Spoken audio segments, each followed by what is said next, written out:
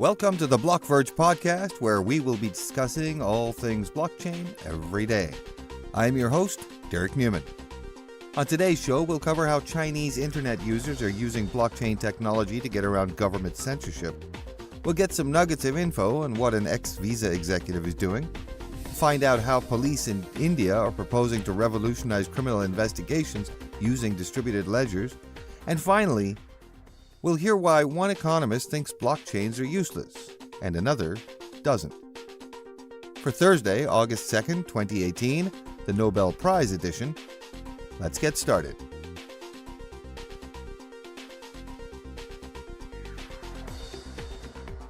Chinese internet users have found a way to get around government suppression of news by using blockchain technology. Some internet users recently turned to blockchain to publicize a Chinese vaccine scandal. A Chinese drug maker was found to have produced poor-quality vaccines meant for young babies.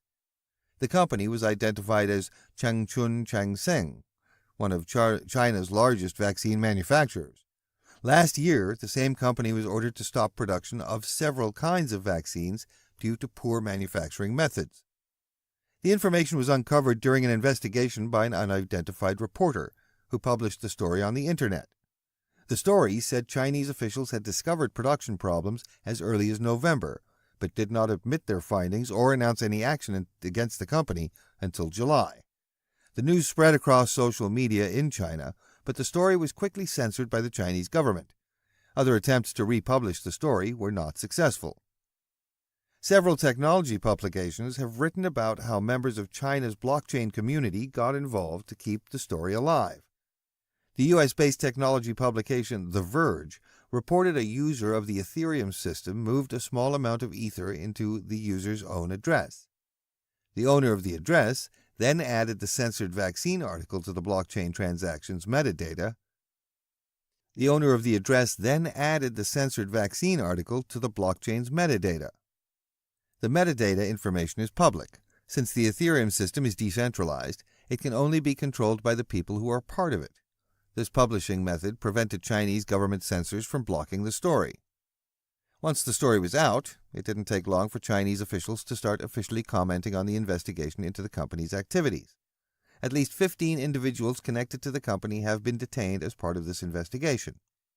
Chinese state media reported the country's Food and Drug Administration had discovered the drug maker had been falsifying production and inspection records. Chinese Premier Li Keqiang said in a statement that the company had, quote, violated a moral bottom line, end quote. He promised the government would strongly crack down on any violations that could endanger public safety.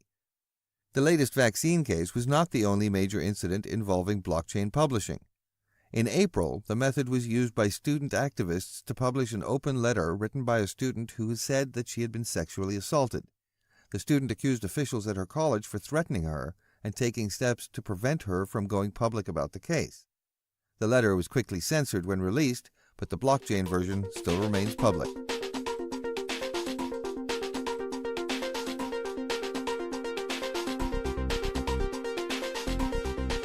An experienced veteran in regulated environments, Kevin Jenkins is the new non-executive director of Nuggets. Now I know you have two questions. Who is Kevin Jenkins and what are Nuggets? Well, Kevin Jenkins is the former managing director of Visa, and he's supposedly going to accelerate the progress Nuggets is to make across international markets. What are Nuggets, aside from that thing your child orders at the drive-thru? Nuggets are a payment and ID platform based on blockchain technology. And speaking on the matter, the founder and CEO of the company, Alastair Johnson, said, quote, Kevin is a true payments pioneer with an amazing reputation for establishing partnerships with financial institutions, technology partners, retailers, and e-commerce providers. He'll help us build the relationships we need to roll out the product as quickly as possible. We're thrilled that, after so long working on customer payment journeys at Visa, Kevin will be helping us bring even more fundamental and exciting change to the way people manage payments and ID, end quote. Nuggets is a solution designed to store your personal and payment information on a distributed ledger, supposedly enhancing user protection substantially. This is not the first time a high-ranked Visa employee has joined a cryptocurrency startup, though. In May, Mark O'Brien, former CEO of Visa UK and Ireland, joined the crypto bank Crypterium. Jenkins commented on his new position by saying that eventually every stakeholder in the payments ecosystem will begin using nuggets, referring to it as a genuine revolution.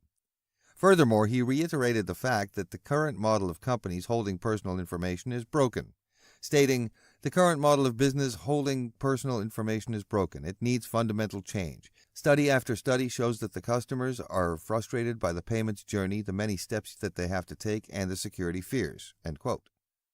It's also worth noting that Visa's system crashed in June, leaving millions of people throughout the world with no access to their funds.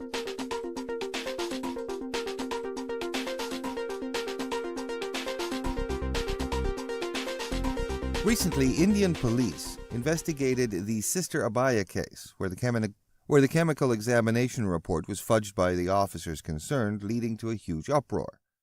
Now, though the manipulation was brought to light, it revealed the grim reality that the distortion of facts was possible even in high-profile cases. In the case of criminal investigations, the cooperation and involvement of several departments are required, a big ask at times. However, things might just fall into place as the police department is looking to usher in a dream project that could ensure data authentication and transparency. They call the project Police 2020. The project proposes introduction of blockchain technology which will help information from various stakeholders to be collected and secured, but in a decentralized manner. The blockchain, as we all know, is a sophisticated technology where data is stored as blocks. Each block is linked in a chronological order as a line. The peculiarity of the blockchain is that data can't be altered and can only be added onto the chain as a separate block, with timestamps. This is, in a way, an e-adaptation of the time-tested paper ledger. No one single stakeholder can control the system, and data is distributed across a large network of computers. The data is relatively tamper-proof and immutable.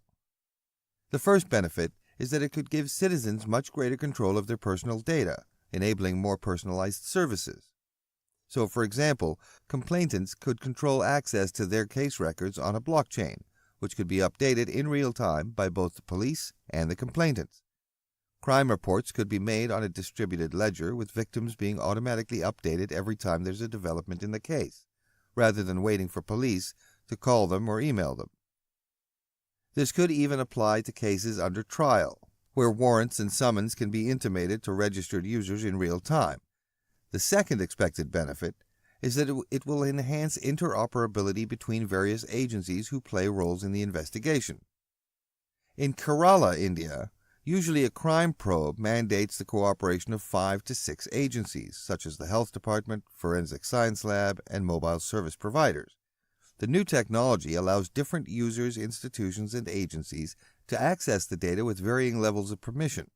Blockchain technology can have different modules, such as the Community Outreach Program, which entrusts selected members of civil society responsibility to troubleshoot certain problems that society faces.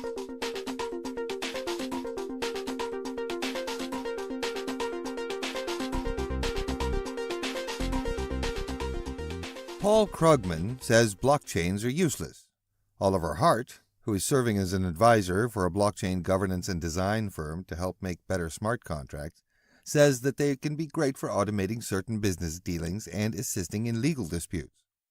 On Monday night, Nobel Prize-winning economist and New York Times columnist Paul Krugman wrote an opinion piece about his skepticism of cryptocurrency's long-term viability.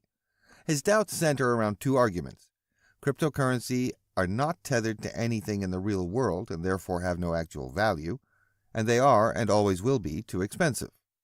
On the subject of tethering, Krugman explains, quote, "Fiat currencies have underlying value because men with guns say they do, and this means that their value isn't a bubble that can collapse if people lose faith," end quote. That's a rather grim view of it. Bitcoin, on the other hand, is not tied to anything. If speculators were to have a collective moment of doubt, suddenly fearing that bitcoins are worthless, well, then they would become worthless. Krugman's other concern is that making and using cryptocurrency is inherently too costly. He argues that making it expensive to create a new bitcoin or transferring an existing one is essentially the project of creating confidence in a decentralized system. This, he says, runs contrary to the pattern of monetary history. He describes a trend in which business transactions have become increasingly easier and less costly. We move coins made of precious metals to banknotes backed by fractional reserves, to central banks and fiat, and now to credit cards and other digital payment methods. But Krugman argues that cryptocurrency enthusiasts are effectively celebrating the use of cutting-edge technology to set the monetary system back 300 years. It's worth noting that many would disagree with the premise that high costs are inherent to cryptocurrency, as developers are working on a new consensus algorithm that hopefully will make the digital assets less resource-intensive. However, it's also true that there is no certainty that these consensus algorithms will solve the problem. It's also worth noting that Krugman seems to be discussing a particular kind of cryptocurrency, one that is completely decentralized and open, and which does not serve any purpose other than being a means of payment or investment. However, he does not specify these caveats to his argument and, intentionally or not, lumps not only all cryptocurrencies but all blockchain projects under this probably totally useless umbrella. He said, quote, "There might be potential equilibrium in which Bitcoin, although probably not other cryptocurrencies, remain in use mainly for black market transactions and tax evasion. But that equilibrium, if it exists, would be hard to get to from here. Once the dream of a blockchain future dies, the disappointment will probably collapse the whole thing." End quote. Again, rather grim. Krugman ends his argument with a call for crypto enthusiasts to tell him, what problem does cryptocurrency solve? Again, he seems to overlook the ways in which companies like Stellar allow for permissioned blockchains that enable cheaper and faster transactions between banks and governments. He also overlooks blockchains that have applications and entire business built on them on top of smart contracts, and how those applications and businesses utilize cryptocurrency for on-chain transactions and voting. Cryptocurrency also plays a key role in incentivizing the block validators necessary to facilitate a decentralized platform. Enter Oliver Hart, another Nobel Prize-winning economist. Hart recently signed on as a senior advisor at Prism Group, a blockchain governance and design firm, where he will advise the company on incentive frameworks for blockchain protocols and smart contracts. This is fitting, as Hart won his Nobel Prize for his work on contract theory and how to deal with the impossibility of specifying every eventuality in a contract, something that is particularly challenging for smart contracts. Hart's work will be, in part, to help create better contracts. He said in an interview with Forbes, quote, "Almost all legal disputes have to do with contract incompleteness. If people could write better contracts, those costs would be reduced," end quote. To Hart's point, if so-called smart contracts can become smarter contracts and be better able to address contract incompleteness on blockchains, this could make the relatively high transaction costs worth it. What Hart says about smart contracts and blockchain stands in contrast to Krugman's position, though Hart is by no means a crypto enthusiast. Still, his work at Prism illuminates the ways in which blockchain technology can solve certain problems, and that blockchain and cryptocurrency are not synonymous. "Blockchain can be very helpful in automating certain things," said Hart in an interview with Forbes. "Incentives are at the heart of all of this." Of course, the incentives that blockchains rely upon are usually cryptocurrency rewards for successful honest miners or block validators. So even if Krugman is correct that cryptocurrency is inherently expensive, this might not necessarily be a problem. Considering the usefulness of smart contracts, the possibility for decentralized autonomous organizations, and the way that blockchains allow for new models of ownership and power both online and off, the costliness of the blockchain platform might well be worth it. Right now on BlockVerge.com, you can read stories about the world's first blockchain-based esport, Gods Unchained, going on pre-sale, and how North Carolina has banned donations for political campaigns through crypto, and a whole lot more. And as always, we like to close out our show by looking at the top 3 cryptos on our leaderboard. Tonight we have Bitcoin sitting at 7629.6, up 0.31% for the day. Ethereum at 418.1, down 0.46, and Ripple down 1.1 at 0.44128. Well, that's it for the Block Verge podcast for Thursday, August 2nd, 2018. Thank you for listening. For blockverge.com, I am Derek Newman. Talk to you tomorrow.